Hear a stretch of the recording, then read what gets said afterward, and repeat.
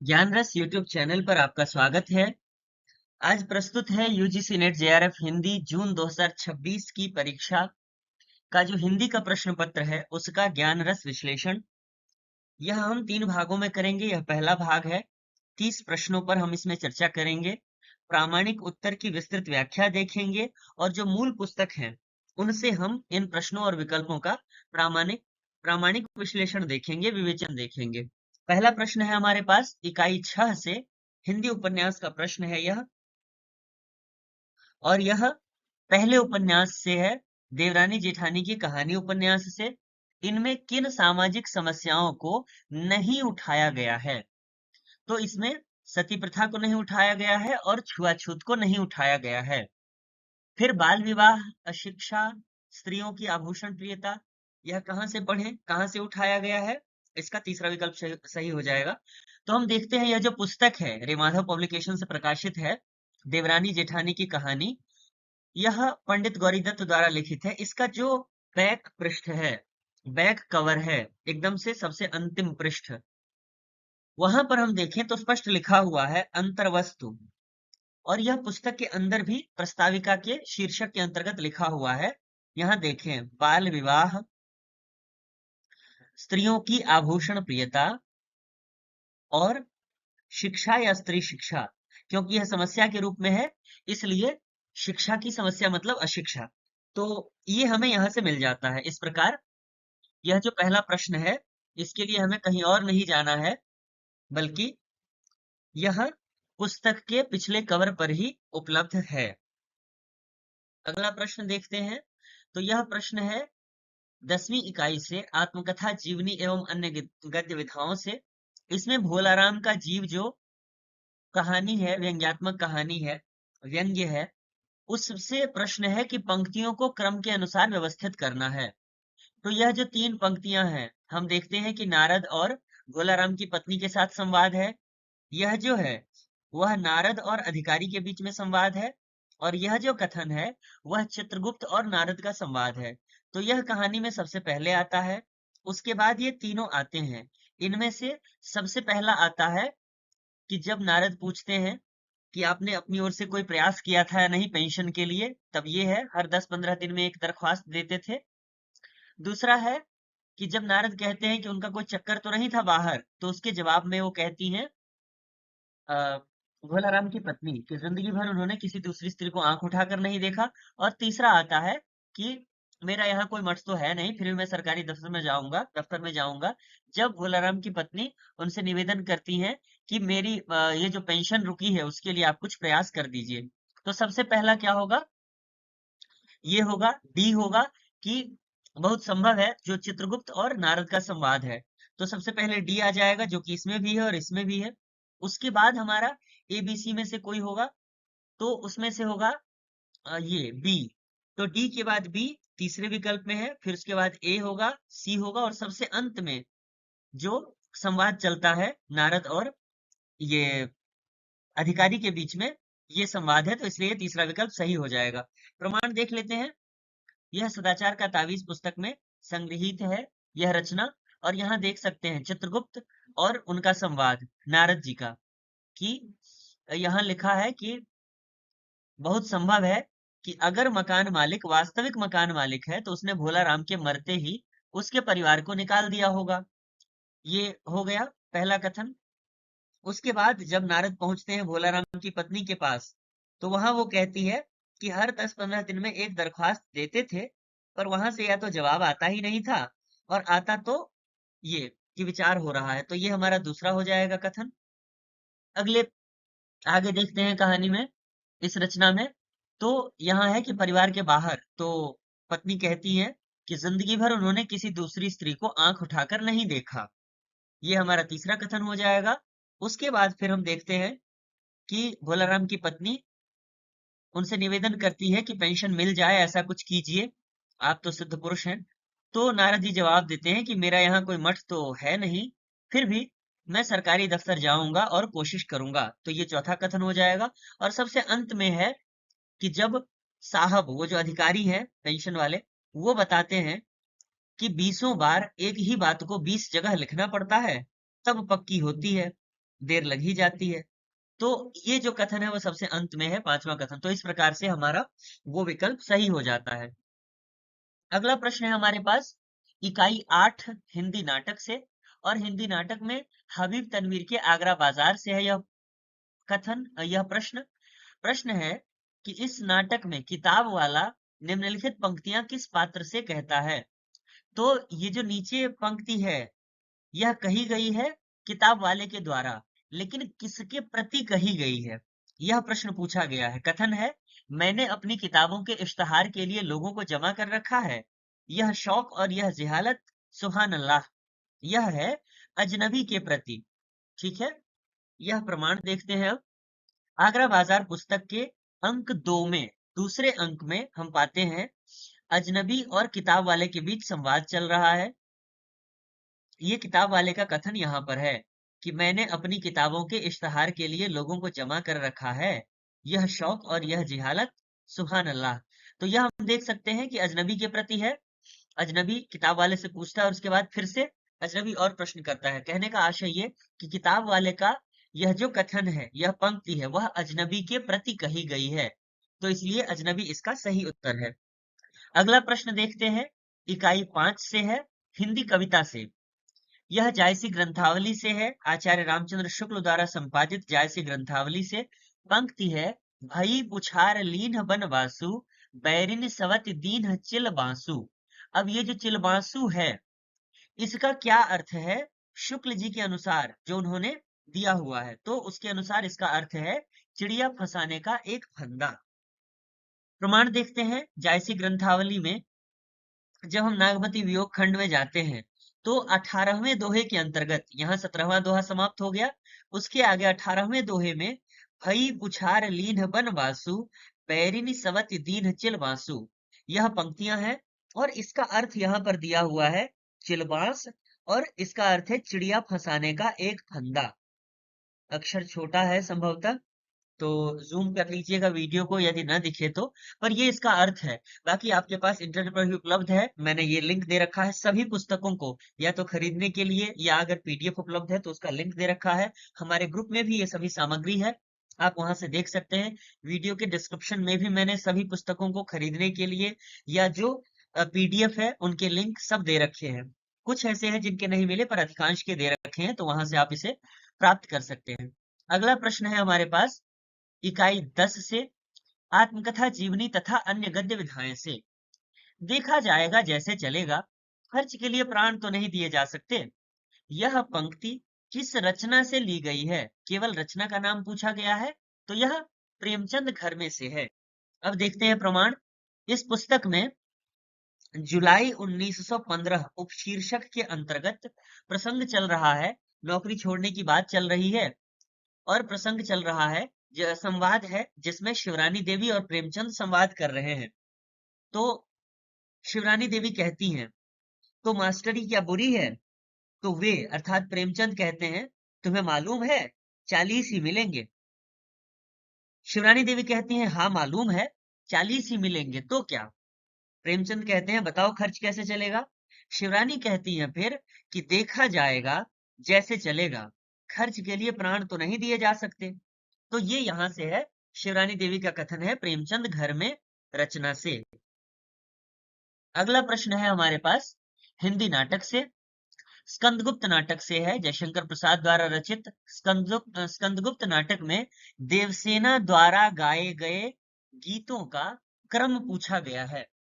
तो इसमें हम देखें तो ये हमें क्रम मिल जाता है कि भरा नैनों में मन में रूप, यह पहला है, अर्थात सी पहले होगा।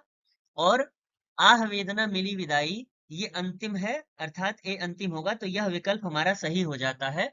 बाकी विस्तार से अब देखते हैं कि पुस्तक में ये कहां कहां पर गीत आए हैं। तो सबसे पहले हम देखते हैं पहले अंक के सप्तम दृश्य में, अंतिम दृश्य है, पहले अंक में 7 दृश्य हैं और अंतिम है।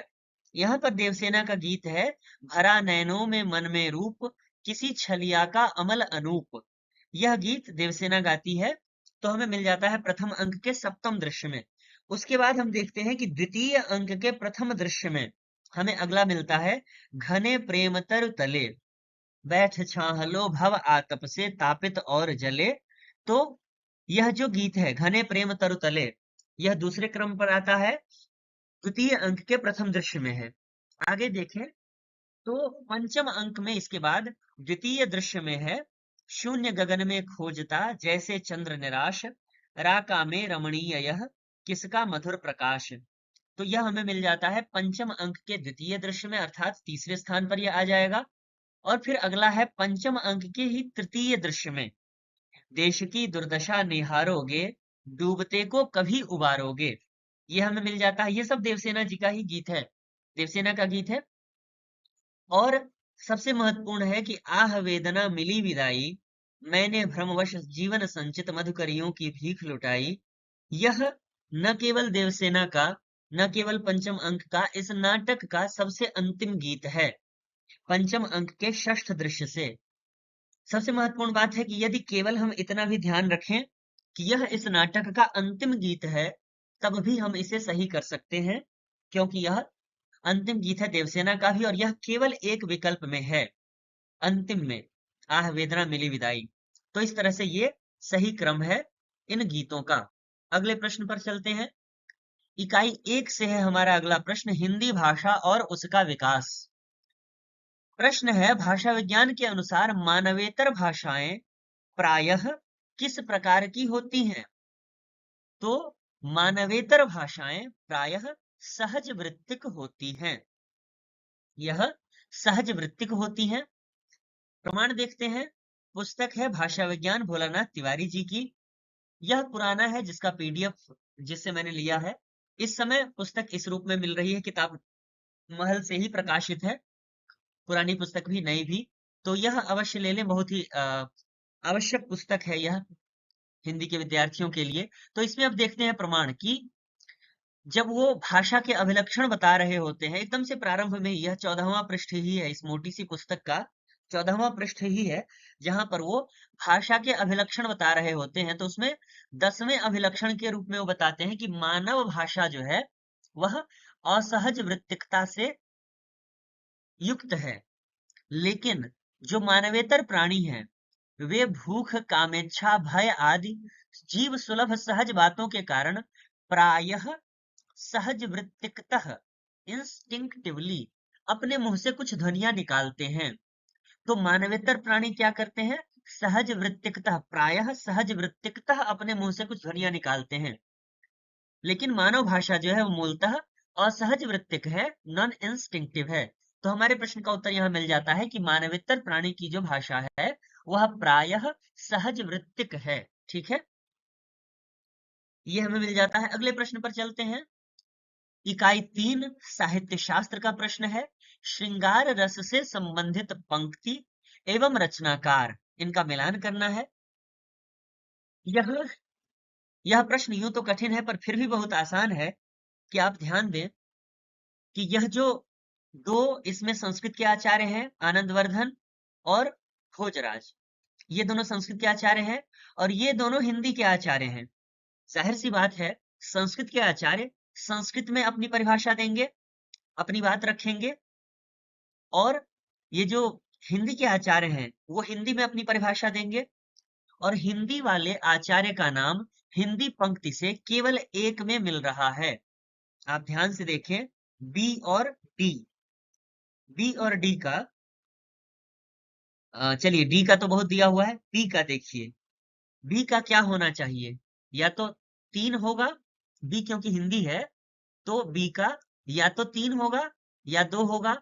तो 3 या 2, आप देखिए 2 है ही नहीं, केवल 3 है यहाँ पर। तो यह बिना पढ़े लिखे यह हम सही कर सकते हैं। पर अब आ जाते हैं मूल रूप से, तो अर्थात इसका क्या मतलब हुआ? ए का 4, ए का 4 हो जाएगा, बी का 3 हो जाएगा, और सी का 1 हो जाएगा, और फिर डी का 2 हो जाएगा। ठीक है, अब देखते हैं प्रमाण, किस पुस्तक से यह प्रश्न बना है। तो पिछली बार भी और इस बार भी बहुत सारे प्रश्न बने हैं। यह पुस्तक बहुत ही महत्वपूर्ण है, यह हम सबके पास होनी चाहिए। भारतीय तथा पाश्चात्य काव्यशास्त्र का संक्षिप्त विवेचन, डॉक्टर सत्यदेव चौधरी और डॉक्टर शांति स्वरूप चौधरी, इसमें सत्यदेव चौधरी जी ने भारतीय काव्यशास्त्र का जो अंश है वह लिखा है। इनकी अलग से पुस्तक है भारतीय काव्यशास्त्र, पर वह उपलब्ध नहीं होती है प्रायः, तो इसलिए, और इस पुस्तक में दोनों ही है, पाश्चात्य और भारतीय, तो देख सकते हैं इसे। इस पुस्तक में एक अध्याय है, 10वां अध्याय है श्रृंगार रसराज, और उसी में आप देखें कि पाद टिप्पणी में पहले ये बातें कही गई है, एक ही पृष्ठ है, ये दोनों एक ही पृष्ठ है, यहाँ अच्छे से दिखे इसलिए मैंने इसे क्रॉप करके यहाँ लगाया है। इसमें पाद जो टिप्पणियां हैं वहां पर आपको ये सभी पंक्तियां मिल जाएंगी। देखिए, सोमनाथ की पंक्ति, नवरस को पति सरस अति रस श्रृंगार पहचान, ये मिल गया। उसके बाद क्या है, देव की पंक्ति थी ना, भूलि कहत नवरस सुकवि सकल मूल सिंगार। अर्थ पर भी ध्यान दे, क्या अच्छी बात कही उन्होंने कि कवि लोग जो है वो भूल से नौ रस की बात करते हैं, दरअसल सबका मूल श्रृंगार ही है। जिस हिसाब से भवभूति ने कहा, एक और रस करुण एव। तो अब संस्कृत वाला देख लेते हैं। तो संस्कृत वाला यदि देखें तो हमें क्या क्या मिल जाता है। एक तो एक भूल हुई है, यह जो प्रश्न बना, यह प्रश्न इस पुस्तक से नहीं बनकर भारतीय काव्यशास्त्र जो सत्यदेव चौधरी जी की है उसी पुस्तक से बनी है। उसी पुस्तक को बाद में इस रूप में थोड़ा सा परिवर्तित किया गया है। तो यह जो पुस्तक है यह है पृष्ठ संख्या 73, 73 है पृष्ठ संख्या इस पुस्तक में। यह जो पुस्तक है इसमें 73 है। इसमें जब 75 पृष्ठ पर जाएंगे तब एक जो और है कि श्रृंगार ही सर्वाधिक मधुर और परम आह्लादक रस है, जो आनंदवर्धन का कथन है, वह हमें फिर अगले पृष्ठ पर मिल जाता है, 75वें पृष्ठ पर। वो मैं इसमें शामिल नहीं कर सका हूं, पर वहां पर वह श्लोक नहीं दिया हुआ है, केवल अर्थ दिया हुआ है। पर जो मूल पुस्तक है भारतीय काव्य शास्त्र केवल सत्यदेव चौधरी की, उस पुस्तक में वह श्लोक भी है। तो इस हिसाब से मूल रूप से यह जो प्रश्न बना है वह भारतीय काव्य शास्त्र से बना है, जो पुस्तक इस समय उपलब्ध नहीं होती है। तो ये हो गया। हाँ, और इसके अलावा एक और ये वाला भी था, ये न श्रृंगम रीयते गम्यते स श्रृंगारः, यह भी भोजराज का कथन है। तो ये तीन हमें यहाँ मिल जाता है, और एक पृष्ठ संख्या 75 पर है आनंदवर्धन का। ठीक है, तो ये प्रमाण हो गया। प्रमाण के लिए यह सटीक नहीं है, क्योंकि जो मूल पुस्तक है वह भारतीय काव्यशास्त्र है डॉक्टर सत्यदेव चौधरी की, केवल डॉक्टर सत्यदेव चौधरी की पुस्तक भारतीय काव्यशास्त्र। यदि फिर भी प्रश्न चाहिए हो या कोई संदेह हो तो आप हमारे टेलीग्राम चैनल में पूछ सकते हैं, ग्रुप में आप पूछ सकते हैं, मैं वहां पर प्रमाण भेज दूंगा। अगला प्रश्न है हमारा इकाई 8 से, हिंदी नाटक से। यह बड़ा ही भ्रमित किया कई सारे विद्यार्थियों को इस प्रश्न ने, क्योंकि इसमें लिखा हुआ है चंद्रगुप्त, विकल्प में है चंद्रगुप्त। बड़ा ही आसान लगा, मार देते हैं, पर ये नहीं है। कथन है विशाख दत्त को तो श्री जायसवाल ने चंद्रगुप्त की सभा का राजकवि और उसके देवी चंद्रगुप्त को जीवन चित्रण नाटक भी माना है। यह प्रश्न अवश्य ही कुछ कुतूहल से भरा हुआ है कि विशाख दत्त ने अपने दोनों नाटकों का नायक चंद्रगुप्त नामधारी व्यक्ति को ही क्यों बनाया, और यह जयशंकर प्रसाद ने अपने किस नाटक की भूमिका में लिखा है। तो यह जो पंक्ति उन्होंने लिखी है वह ध्रुव सामनी की भूमिका में लिखी है। ठीक है, प्रमाण देखते हैं। एकदम से प्रारंभ में सूचना नाम से भूमिका है, और उसमें एकदम से प्रारंभिक अंश ही है। आप यहां देखें, ये यहां से उठाया गया है, विशाख दत्त को तो श्री जायसवाल ने ये, और यह प्रश्न अवश्य ही कुछ कुतूहल से भरा हुआ है कि विशाख दत्त ने अपने दोनों नाटकों का नायक चंद्रगुप्त नामधारी व्यक्ति को ही क्यों बनाया। तो ये सामान्य सा प्रश्न है, भूमिका से है, पर यह भूमिका लंबी है, गहरी है, तो पूरा पढ़ें। अगला प्रश्न है हिंदी नाटक से, पुनः 8वीं इकाई से, आधे अधूरे से। बड़ा ही मजेदार नाटक है ये, और पुरुषचार के ये सभी संवाद हैं, इनको क्रम से व्यवस्थित करना है, ये सभी क्रम से लगाना है हमें। तो इसमें हम देखते हैं पहले कि इनका क्रम क्या है। तो ये क्रम है इन पंक्तियों का। पहली पंक्ति है, हाँ पर इस वक्त तुम ठीक मूड में नहीं हो। दूसरी ए है, तो इस प्रकार हम देखें तो हमारा जो सही क्रम बनता है वह बनता है ई ए और उसके बाद B, E A B D C, यह हमारा सही क्रम बनता है और इसलिए हमारा सही उत्तर हो जाता है दूसरा विकल्प। प्रमाण देखते हैं तो नाटक के उत्तरार्ध में, यह जो नाटक है यह दो खंडों में बटा हुआ है, बीच में अंतराल है। पहला खंड पूर्वार्ध रखा गया है उसका नाम, और दूसरा उत्तरार्ध। तो यह पृष्ठ संख्या 85 है, यह 84 है पृष्ठ संख्या। 84 पृष्ठ पर है कि पुरस्कार का कथन है, हाँ पर इस वक्त तुम ठीक मूड में नहीं हो, ये पहला है। उसके बाद ज्यादा बात अब नहीं करना चाहता, ये दूसरा कथन, सिर्फ एक ही बात कहना चाहता हूं तुमसे। फिर तीसरा है, तुम किसी तरह छुटकारा नहीं दे सकती उस आदमी को।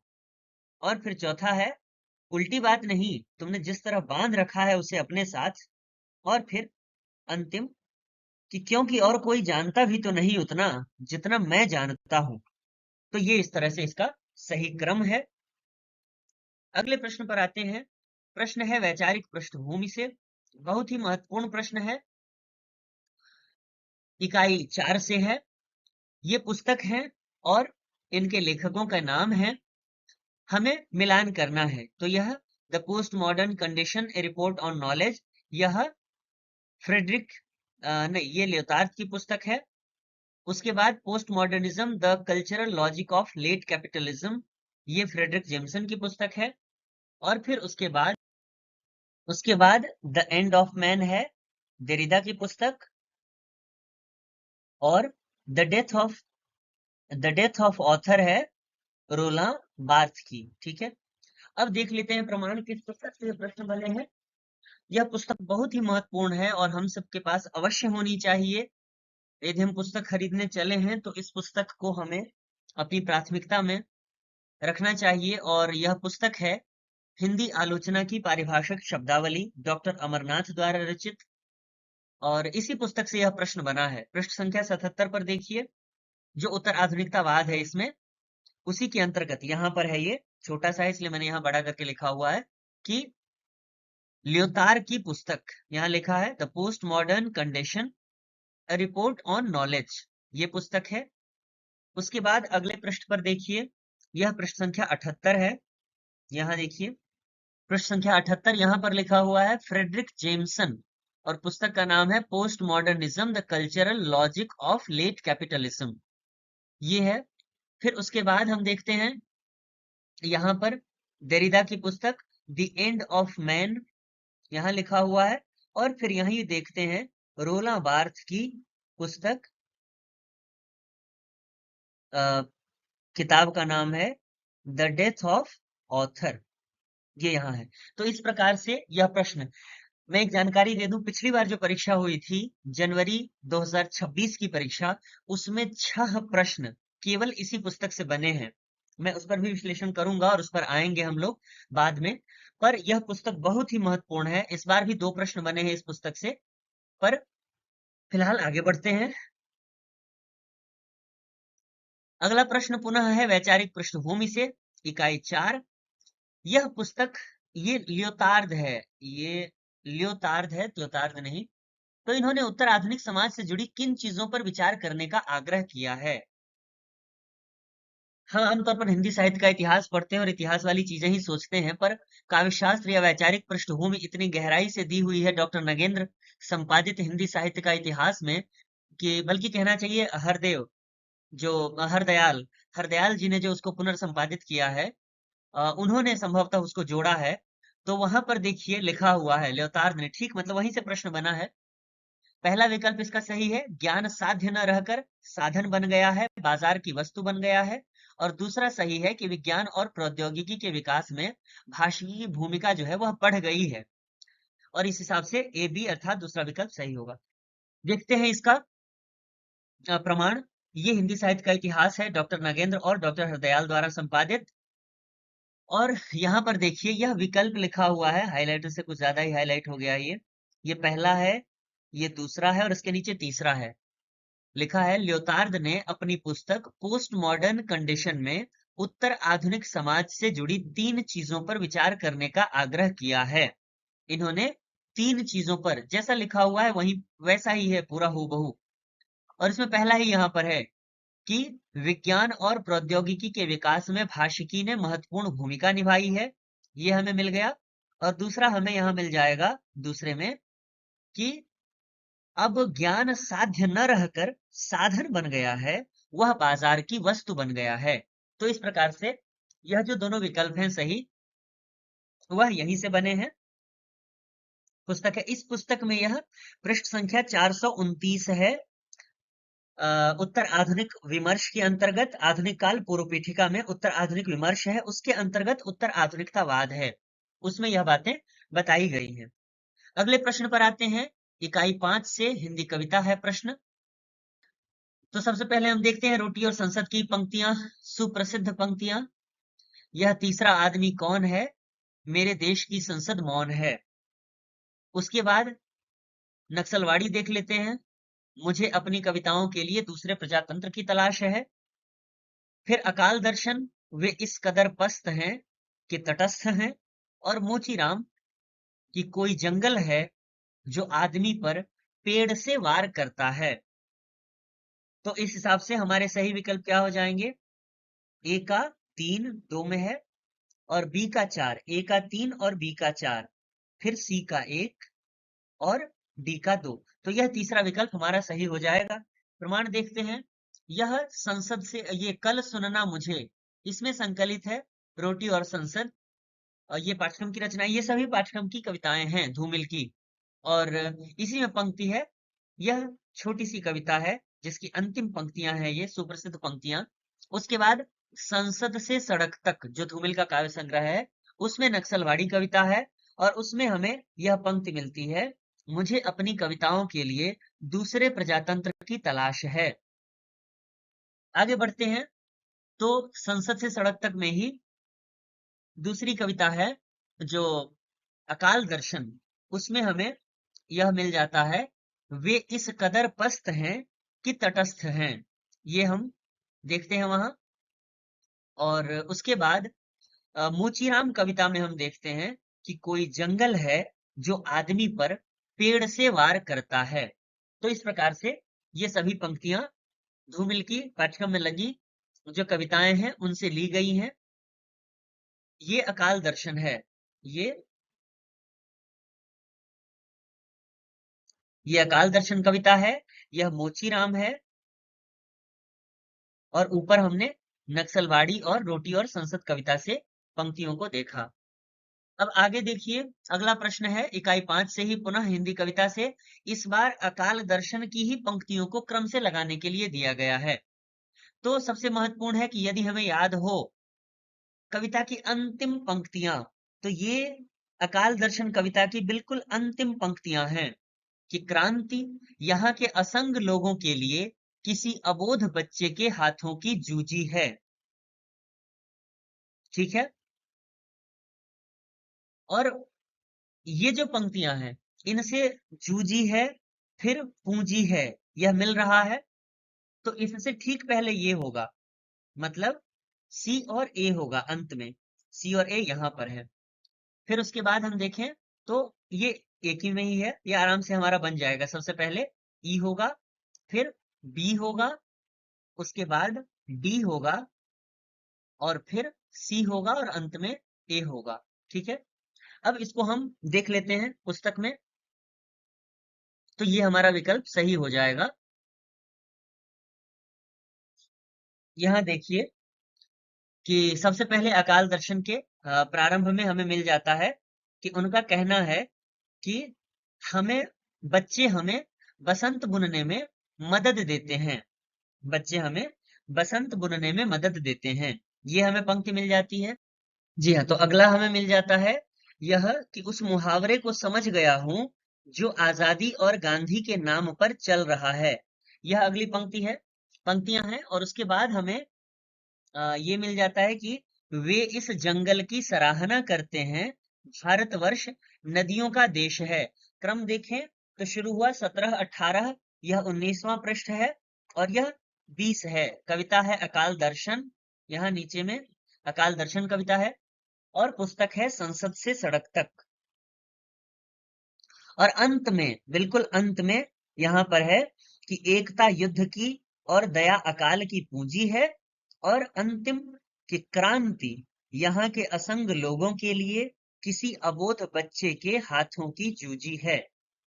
तो ये बिल्कुल अंतिम पंक्तियां हैं। तो इस तरह से हमारा क्रम मिल जाता है अकाल दर्शन कविता से। अगला प्रश्न है भारत भारती के भविष्यत खंड से, अर्थात 5वीं इकाई हिंदी कविता से। प्रश्न है कि भविष्यत खंड में निम्नांकित का उद्बोधन किया गया है, मतलब किनका किया गया है? तो कवि का किया गया है, शिक्षित का किया गया है और नवयुवक का किया गया है, अर्थात बीडीई। तो बीडी हमारा चौथे विकल्प में है, ये सही हो जाएगा। देखते हैं पुस्तक में। यह जो पुस्तक है भारत भारती, सर्वप्रथम 3 भागों में है, 3 खंडों में विभाजित है, अतीत, वर्तमान और फिर भविष्यत खंड। जो भविष्यत खंड है वह इन उपखंडों में विभाजित है, उद्बोधन, आशा, आदर्श, विश्वास, इस तरह से। उद्बोधन जो है उसमें कई सारे उपशीर्षक हैं, मतलब किनको उद्बोधित है? ब्राह्मण, क्षत्रिय, वैश्य, शूद्र, साधु, संत, तीर्थ गुरु, शिक्षित, नेता, कवि, नवयुवक, धनी, शिक्षा, राष्ट्रभाषा, स्त्री शिक्षा, समय की अनुकूलता। तो उद्बोधन के अंतर्गत हमें शिक्षित, कवि और नवयुवक मिल जाते हैं। यहाँ पर देखें, नवयुवकों को उद्बोधित है पंक्तियां, हे नवयुवाओ देश भर की दृष्टि तुम पर ही लगी है, मनुज जीवन की तुम्ही में ज्योति सबसे जगमगी। युवाओं का जोर आप देख ही रहे हैं इस समय भी। बाकी उसके बाद है शिक्षितों को संबोधित, हे शिक्षितों कुछ कर दिखाओ, ज्ञान का है, ज्ञान का फल है यही, हो दूसरों को लाभ जिससे श्रेष्ठ विद्या है वही। वाह, क्या पंक्तियां हैं। और उसके बाद फिर हम देखते हैं कवि को संबोधित है, करते रहोगे पृष्ठ पोषण और कब तक कविवरो, कचकूच कटाक्षों पर अहो, अब तो न जीते जी मरो। तो ये कवि को। तो इस प्रकार हमें नवयुवक, शिक्षित और कवि भविष्यत खंड के उद्बोधन के अंतर्गत मिल जाता है। अगला प्रश्न पर चलते हैं। यह रामचरितमानस से है, उत्तरकांड से है। कारण कवन नाथ नहीं आयऊ, जानी कुटिल की मोहि बिसरायऊ। ये किस पात्र के हृदय के भाव प्रकट हो रहे हैं? तो भरत जी हैं, जो सोच रहे हैं कि वनवास का समय पूरा होने में केवल 1 दिन है या कुछ ही समय है, बीत चुका है, पर नाथ नहीं आए। कहीं ऐसा तो नहीं कि उन्होंने मुझे कुटिल समझकर मुझे भुला दिया। एकदम ये एकदम प्रारंभ में है, जहां पर श्लोक समाप्त होता है, ये श्लोक का ही अर्थ है। और उसके नीचे फिर है, रहे एक दिन अवधि अधारा, समझत मन दुख भयो अपारा, कारण कवन नाथ नहीं आयो, जानि कुटिल किधो मोहि बिसरायो। तो भरत जी की जो भावना है वह यहाँ पर व्यक्त है, उनके मन में क्या चल रहा है, उनके हृदय में क्या चल रहा है, वह ये बात है। ठीक है, अगला प्रश्न देखते हैं। रामचरितमानस के उत्तरकांड के अनुसार निम्नांकित में से कौन सा कथन श्री राम का नहीं है? यह तीनों पंक्तियां जो हैं वो जब गुरु वशिष्ठ आते हैं और अन्य भी लोग बैठे रहते हैं तो उनको एक तरह से उपदेश दे रहे होते हैं या अपनी बातें बता रहे होते हैं श्री राम, उसके अंतर्गत ये 3 बातें हैं। पर यह जो पंक्ति है, नरतन सम नहीं कवनऊ देही, जीव चराचर जातत देही, यह जो है ये कहां से है? तो ये है जो प्रश्न पूछते हैं काकभूषुंडी जी, 7 या 9 कुछ प्रश्न जो पूछते हैं उसके अंतर्गत उत्तर देते हैं कि सबसे अनुपम चीज क्या है, या इस तरह से। तो उसमें एक का उत्तर देते हैं काकभूषुंडी जी। तो ये काकभूषुंडी जी का कथन है। प्रमाण देखते हैं। सबसे पहले राम जी का कथन कि सनकादि मुनि और ये सब तो एक बार श्री रघुनाथ जी के बुलाए हुए गुरु वशिष्ठ, ब्राह्मण और अन्य सब नगर निवासी सभा में आए, तब श्री राम जी वचन बोले। और उसके आगे देखिए, यह दोहा संख्या 42 के आगे 43 के अंतर्गत है। यहां पर है, बड़े भाग मानुष तनु पावा, सुर दुर्लभ सब ग्रंथन ही गावा। ये राम जी की बात चल रही है, मतलब वो अपना वक्तव्य दे रहे हैं। उसके आगे फिर हम देखते हैं, नरतनु भव बारिधि कहूं बेरो, सन्मुख मरुत अनुग्रह मेरो। और उसके आगे फिर देखते हैं, नरतनु पाई विषय मन देही, पलटि सुधाते 60 बिष लेही।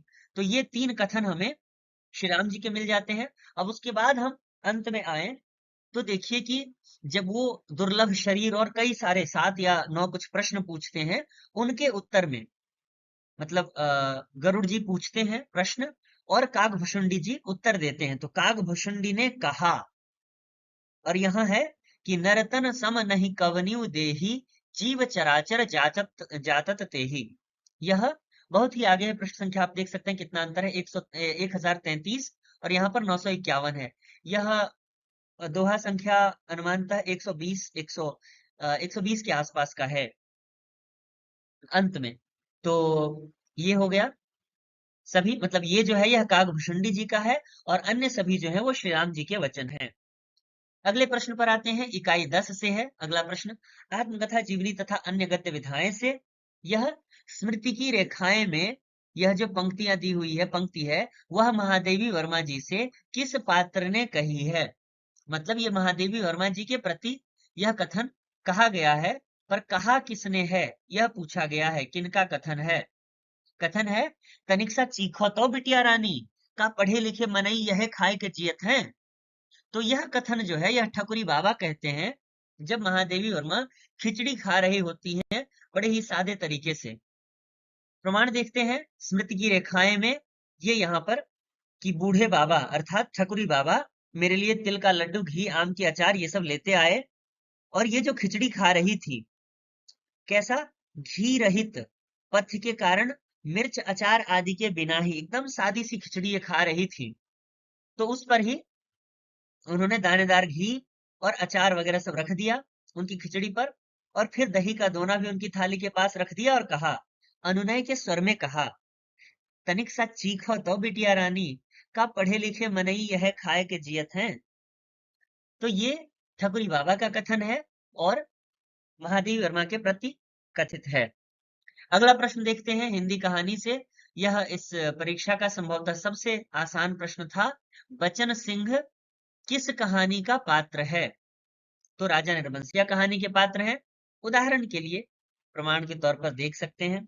वैसे इनके अलावा भी बहुत सारे हैं जिन सब के नाम हमें याद होने चाहिए पात्रों के। उदाहरण के लिए कि जगपति का वह कौन सा मित्र था जिसके कारण उसकी शादी में वो गया था और उसको गोली लगी थी। तो ये सब हमें ध्यान होना चाहिए और कहानी पढ़कर ये सब किया जाएगा। तो ये बचन सिंह यहाँ पर है जो कंपाउंडर है। ठीक है, बचन सिंह तो राजा निर्बंसिया कहानी में है। यह आगे प्रश्न पूछा गया है इकाई 1 हिंदी भाषा और उसका विकास से कि बद्धाक्षर कहलाते हैं, अर्थात कौन कहलाते हैं बद्धाक्षर, किसे बद्धाक्षर कहा जाता है? तो जिन अक्षरों के अंत में व्यंजन हो, मतलब अक्षर को सिलेबल कहते हैं अंग्रेजी में, और वह दो प्रकार के होते हैं, बद्धाक्षर और मुक्ताक्षर, क्लोज्ड सिलेबल और ओपन सिलेबल। तो यह भी हम भाषा विज्ञान डॉक्टर भोलानाथ तिवारी जी की पुस्तक में देख सकते हैं। ये यहाँ पर नीचे में दिया हुआ है, छोटे अक्षर में है, यहाँ पर इसे बड़ा करके देख सकते हैं। बद्धाक्षर अक्षर दो प्रकार के होते हैं, क्लोज्ड और ओपन के आधार पर, मतलब मुक्त और बद्ध के आधार पर अक्षर दो प्रकार के होते हैं। बद्धाक्षर किसे कहा जाता है? जिसके अंत में व्यंजन हो, जैसे आप, एक, सीख, या और स्पष्ट अगर कहें तो एवं, या अत्यंत, या नहीं अत्यंत नहीं, अर्थात। इस तरह के जो प्रश्न है, अत्यंत को भी रख सकते हैं क्योंकि हम उच्चारण नहीं करते हैं अ का, लिखने में तो हम बिना हलंत के लिखते हैं पर उच्चारण नहीं करते हैं। पर विशेषकर जिसके अंत में हम हलंत लगाते हैं वे तो स्पष्ट रूप से बद्धाक्षर हैं क्योंकि अंत में हमें दिख रहा है कि यह व्यंजन है। पर जिसके अंत में स्वर हो वह मुक्ताक्षर कहलाते हैं, जैसे जो, या, मतलब स्पष्ट दिख रहा है कि ज, धन, ओ, जो बनता है, तो ये अंत में क्या है? स्वर है, तो ये मुक्ताक्षर हो जाएगा। यह भी इसी पुस्तक से है। अगला प्रश्न देखते हैं हिंदी कहानी। इस प्रश्न पर कई विद्यार्थियों को, अभ्यर्थियों को ऐसा है कि भाई इसे चैलेंज किया जाना चाहिए, सही नहीं है। देखते हैं, प्रयास करते हैं क्या ये बात सही है। 3 बातें हैं। इसे सही उत्तर माना गया है कि एक टोकरी भर मिट्टी कहानी में क्या नहीं है? तो इसे माना गया है कि विधवा भयभीत नहीं होती है। तो अगर कहीं दिखे कि विधवा भयभीत होती है तब बताइए। बाकी इन तीनों को हम देखते हैं। ये जो 3 है, जमींदार की निष्ठुरता, जमींदार का हृदय परिवर्तन और अदालती न्याय व्यवस्था पर व्यंग। तो एक एक करके देखते हैं। यह पुस्तक है माधवराव सप्रे की कहानियां, देवी प्रसाद वर्मा जी ने संपादित किया है इसको, और इन्होंने ही माना भी है। माधवराव सप्रे की जो यह कहानी है एक टोकरी भर मिट्टी, इसको हिंदी की पहली कहानी देवी प्रसाद वर्मा जी ने ही माना है।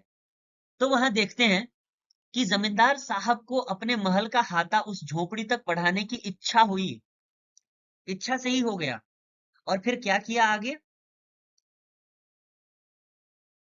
कि श्रीमान के सब प्रयत्न निष्फल हुए, तब वे अपनी जमींदारी चाल चलने लगे। बाल की खाल निकालने वाले वकीलों की थैली गरम कर उन्होंने अदालत से उस झोपड़ी पर अपना कब्जा कर लिया, विधवा को वहां से निकाल दिया। तो ये अदालती व्यवस्था पर, न्याय व्यवस्था पर व्यंग्य हो गया।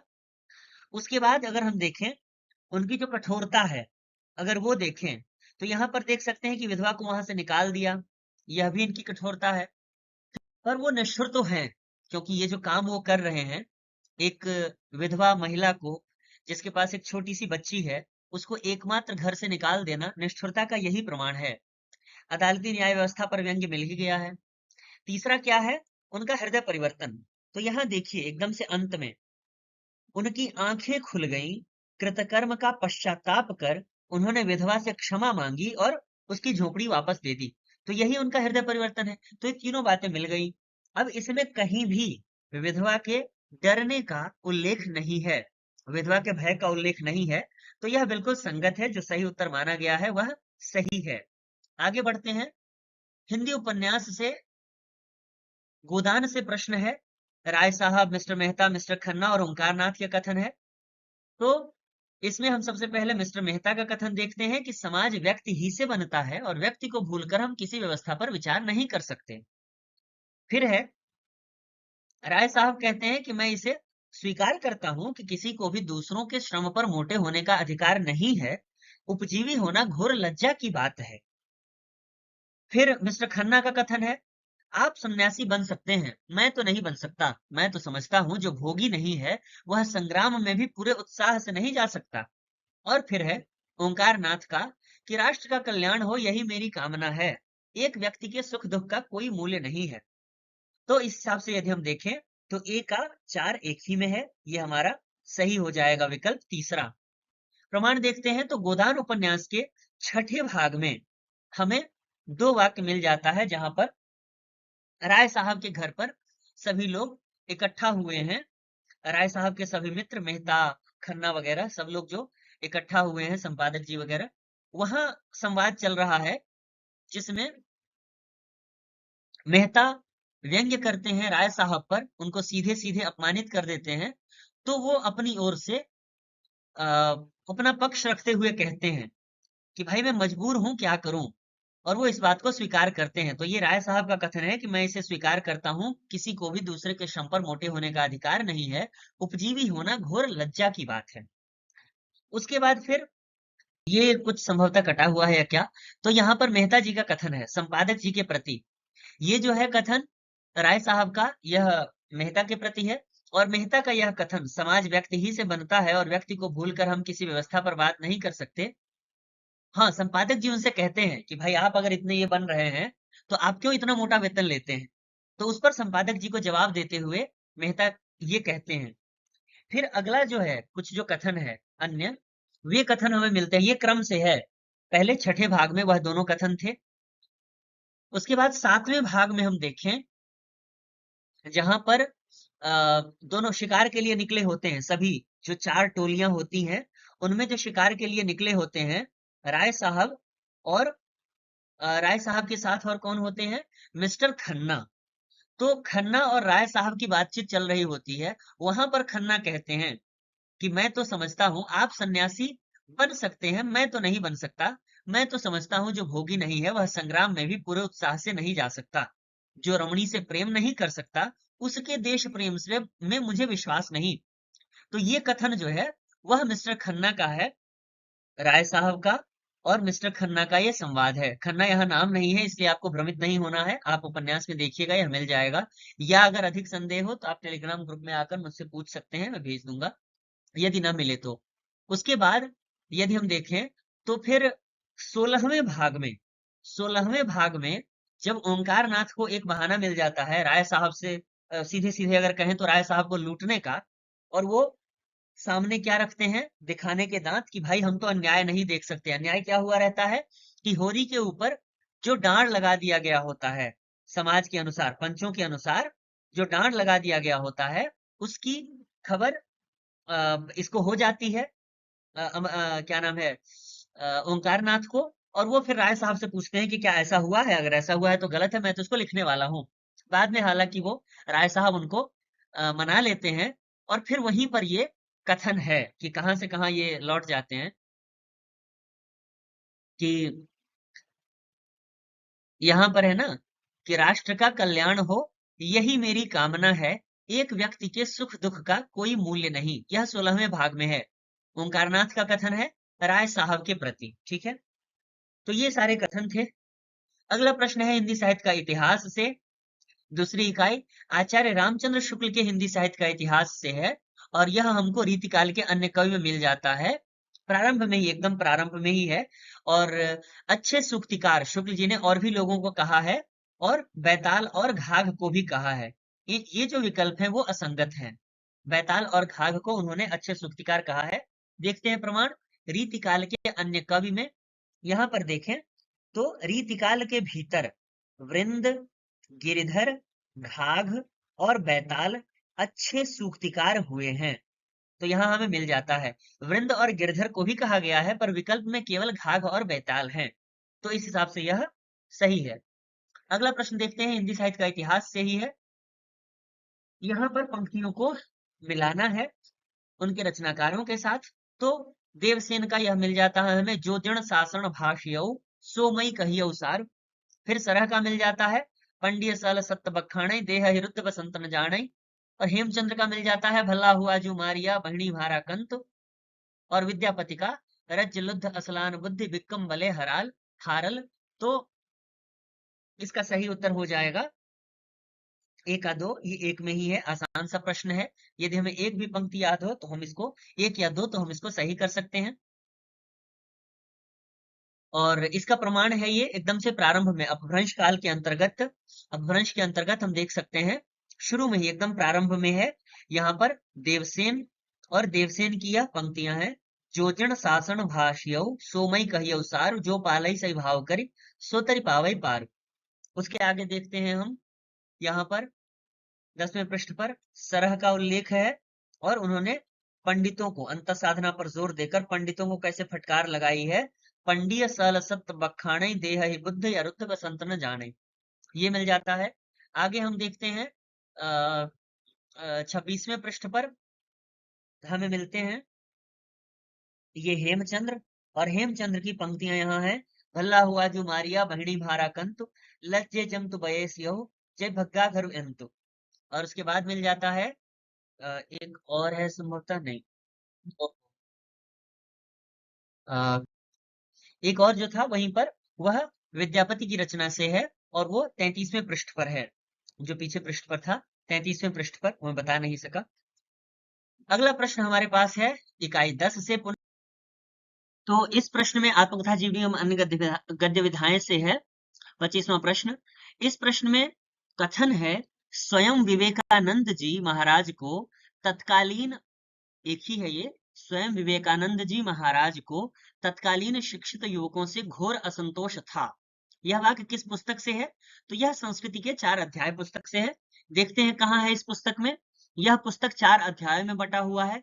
उसके चतुर्थ अध्याय के अंतर्गत तीसरे प्रकरण में ईसाई धर्म और भारतीय जनता, उसका जो अंतिम खंड है, ईसा का एशियाई रूप, उसके अंतर्गत ईसा का एशियाई रूप, उसके अंतर्गत हम देखते हैं स्वयं विवेकानंद जी महाराज को तत्कालीन शिक्षित युवकों से घोर असंतोष था। तो यह संस्कृत के 4 अध्याय के चतुर्थ अध्याय में तीसरे प्रकरण में ईसा का एशियाई रूप, इसके अंतर्गत यह कथन है। ठीक है, अगला प्रश्न देखते हैं, हिंदी नाटक से है पुनः। सिंदूर की होली नाटक के पात्र कौन से नहीं हैं? तो कौन से पात्र नहीं है? आनंदा इस नाटक के पात्र नहीं है। मुरारी लाल है, माहिर अली है, चंद्रकला है। ठीक है, प्रमाण देख लेते हैं। शुरू में ही दिया हुआ है, यह जो नाटक है लक्ष्मी नारायण मिश्र जी का, इसमें पात्रों का पात्रों के नाम दिए गए हैं, तो यहाँ हम देख सकते हैं मुरारी लाल है, माहिर अली है, चंद्रकला है। तो ये अगला प्रश्न देखते हैं, हिंदी साहित्य का इतिहास से है। साहित्य में जो शक्ति छिपी रहती है वह तोप, तलवार और बम के गोलों में भी नहीं पाई जाती। साहित्य के बारे में यह कथन किनका है? तो यह कथन है आचार्य महावीर प्रसाद द्विवेदी जी का। प्रमाण देखते हैं, महावीर प्रसाद द्विवेदी और हिंदी नवजागरण, जो हम चौथी इकाई हम पढ़ते हैं, उसके लिए महत्वपूर्ण पुस्तकों में से एक है रामविलास शर्मा जी द्वारा लिखित महावीर प्रसाद द्विवेदी और हिंदी नवजागरण। उस पुस्तक में उन्होंने लिखा है, निबंध का शीर्षक है साहित्य समालोचना और रीतिवाद विरोधी अभियान, 271 पृष्ठ पर। इसी पुस्तक में यहाँ पर है, इसी को मैंने बड़ा करके दिखाया, यहाँ पर ये पंक्ति है कि यहाँ लिखा है, साहित्य में जो शक्ति छिपी रहती है वह तोप, तलवार और बम के गोलों में भी नहीं पाई जाती। ये और ये द्विवेदी जी कहते हैं, मतलब रामविलास शर्मा जी महावीर प्रसाद द्विवेदी जी को कोट कर रहे हैं। और ये कहां से कोट कर रहे हैं? तो जाति और साहित्य के संबंध पर द्विवेदी जी ने कानपुर वाले वक्तव्य में कहा था। उसी वक्तव्य में, तो ये वक्तव्य कहाँ दिया था उन्होंने? जाति और साहित्य के संबंध पर कानपुर वाले वक्तव्य में। ठीक है, यह इस पुस्तक से प्रश्न है। तो अगला जो हमारा प्रश्न है वह है इकाई 7 से, हिंदी कहानी से, और यह ईदगाह कहानी से संबंधित है। इनके संबंध में क्या कहा जा सकता है, मतलब ईदगाह कहानी के संबंध में कौन से कथन सही हैं? तो इस कहानी में पुलिस प्रशासन के भ्रष्टाचार की ओर संकेत है। कहानी में हामिद के दोस्त अंत तक चिमटे के प्रति आकर्षित नहीं होते हैं। हामिद का चिमटा एक अभावग्रस्त देश या समाज को अपनी प्राथमिकताएं निश्चित करने की प्रेरणा देता है। अमीना को उम्मीद नहीं है कि उसके घर सेवैयों के लिए कोई आएगा, और यह कहानी औपनिवेशिक व्यवस्था के चिन्हों पर व्यंग्य भी करती है। इनमें से यदि हम दो देखें, एक, हामिद के दोस्त कहानी में अंत तक चिमटे के प्रति आकर्षित नहीं होते, यह गलत है, क्योंकि चिमटा सबके मन को भा जाता है अंत में हामिद के तर्कों के कारण। और अमीना को उम्मीद है, बल्कि उसे चिंता है कि जब उसके घर सेवैयों के लिए लोग आएंगे तो वो कैसे दे पाएगी, क्योंकि उसके पास पैसे कम हैं और चीजें अभी तक नहीं आई हैं, इस तरह से। तो ये जो दोनों कथन हैं ये गलत हैं। हम सही क्या है उस पर नहीं जा रहे हैं अभी, ये दोनों गलत हैं। तो आप देखें कि बी हट जाएगा विकल्प से, तो पहला विकल्प और दूसरा विकल्प बाहर हो जाएगा। उसके बाद डी, डी हटेगा, तो एक इसमें है डी और एक इसमें। तो ये 1, 2 और 4 ये तीनों हट गए। अब केवल तीसरा विकल्प बचा है ए सी ई, और इस तरह से इसको हम सही मान सकते हैं। अब इस पर देखते हैं कि ये किस सीमा तक यह बात सही है, यह तीनों बातें। तो यह तो कहानी में कहीं भी लिखी हुई बात नहीं है कि अभावग्रस्त देश या समाज को अपनी प्राथमिकताएं निश्चित करने की प्रेरणा देने वाली बात हामिद के चिमटे से, यह तो नहीं है, पर हम यह समझ सकते हैं और यह गलत नहीं लग रहा है। बाकी पुलिस प्रशासन के भ्रष्टाचार की ओर संकेत और औपनिवेशिक व्यवस्था के चिन्हों पर व्यंग्य, इनको देखते हैं। और उसके बाद चिमटे के प्रति आकर्षण और हामिद के दोस्तों का, और सेवैयों के लिए अमीना की चिंता, इन सबको देखते हैं कहानी में। यह मानसरोवर भाग 1 में है कहानी। तो एकदम से प्रारंभ में ही देखते हैं कि सभी को सेवैयां, देखिए कौन कौन, बटुए में कम रुपए हैं लेकिन ईद का त्योहार है। अल्लाह ही बेड़ा पार लगावे, धोबिन, नाइन, मेहतरानी, चूड़ी हारिन, सभी तो आएंगी, सभी को सेवैयां चाहिए, और थोड़ा किसी की आंखों नहीं लगता। किस किस से मुंह चुराएगी, और मुंह क्या चुराए, साल भर का त्योहार है, जिंदगी खैरियत से रहे, उनकी तकदीर भी तो उसके साथ है। कहने का मतलब ये कि अमीना के मन में चिंता है कि ये सब लोग आएंगे और सेवैयां मांगेंगे और मुझे देनी होगी, तो उसको पूरी उम्मीद है। ये पहला हो गया। दूसरा देखें, औपनिवेशिक शासन के जो चिन्ह है, तो हम ये जो व्यवस्था है उसको भी कह सकते हैं। पक्की चार दीवारी, अमीरों के बगीचे सड़क के दोनों ओर, शहर का दामन, और बगीचों में ये सब। फिर उसके बाद ये कि बड़ी बड़ी इमारतें, अदालत, कॉलेज, क्लब घर, और कितने बड़े बड़े लड़के उसमें पढ़ते हैं, बड़े आदमी हैं, बड़ी मूछों वाले, और हालांकि ये छोटे बच्चे हैं। फिर ये सब चीजें कि दाढ़ी मूछ वाली जो मेमे हैं, वे लोग खेलते हैं, बड़े बड़े आदमी खेलते हैं, इन सबको हम कह सकते हैं क्लब घर वगैरह, ये सब कह सकते हैं कि यह औपनिवेशिक व्यवस्था के चिन्ह हैं। ये मैं अनुमान से कह रहा हूं, और जितनी समझ है मेरी, बेहतर यदि आपको कुछ और लगे तो अवश्य साझा कीजिएगा।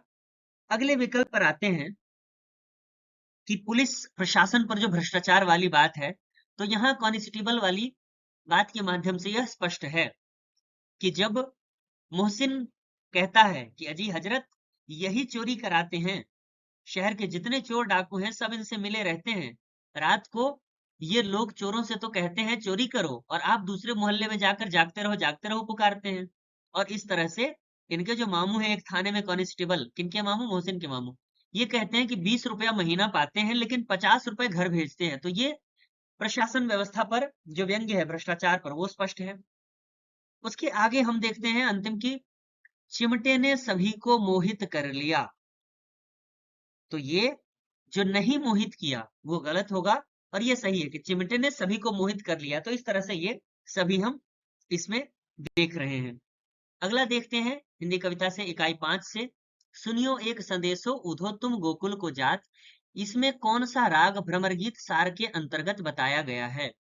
इसमें यदि हम देखें तो राग सारंग सही है, पर ध्यान देने की बात यह है कि यह प्रश्न चैलेंज किया जा सकता है, क्योंकि हमारे पाठ्यक्रम में जो पद लगे हैं वह पद संख्या 21 से 70 है, और यह जो पद है वह 20 के भी पहले है, 17, 18 या 16 ऐसे कुछ है। तो इतना डीप प्रश्न आप पाठ्यक्रम में जो निर्धारित पद हैं उनके बाहर से कैसे पूछ सकते हैं? यह किसी, या तो यह किसी इतिहास की पुस्तक में हो, आलोचना की पुस्तक में हो, कि इसकी राग पर चर्चा हुई हो, तब। नहीं तो जब पाठ निर्धारित है 21 से 70, आप उसका न पूछकर किसी अन्य का पूछ रहे हैं। तो ये मैं समझता हूं कि इसको भी चैलेंज किया जा सकता है कि आपने यह प्रश्न पाठ्यक्रम से बाहर से पूछा है, जो निर्धारित है अंश उसके बाहर से पूछा है, और यह सामान्य प्रश्न नहीं है, डीप प्रश्न है, सूक्ष्म प्रश्न आपने पूछा है। तो इसलिए यह चैलेंज किया जा सकता है। सुनियो एक संदेशो उधो तुम गोकुल को जात, यह उद्धव के प्रति कुब्जा के वाक्य है, जबकि हमारे पाठ्यक्रम में क्या लगा है, उद्धव और गोपियों का संवाद। हमारे पाठ्यक्रम में जो पूरा अंश है वह उद्धव और गोपी के प्रति संवाद है, और जब वो गोकुल पहुंच जाते हैं तब का संवाद है। और यह उससे पहले का ही है कि जब उद्धव जा रहे होते हैं गोकुल, तब कुब्जा उनसे कहती है कि सुनियो एक संदेशो उधो तुम गोकुल को जा। तो इस तरह से यह प्रश्न मैं समझता हूं कि चैलेंज किया जा सकता है। अगला प्रश्न है हिंदी नाटक से ही अंधेर नगरी के पात्रों से संबंधित। तो इसमें घासीराम, कल्लू और जातवाला अंधेर नगरी नाटक के पात्र हैं, और इस हिसाब से बीसीडी विकल्प हमारा सही हो जाता है। सत्यानाश फौजदार भारत दुर्दशा नाटक के पात्र हैं, और दुर्जन जो है वो बकरी के पात्र हैं। यह हम इस तरह से देख सकते हैं। दूसरे अंक में हमें घासीराम मिल जाते हैं अंधेर नगरी नाटक में, भारतेंदु नाटकावली जो पुस्तक है संपादित ब्रजरत्न दास जी द्वारा, उस पुस्तक से।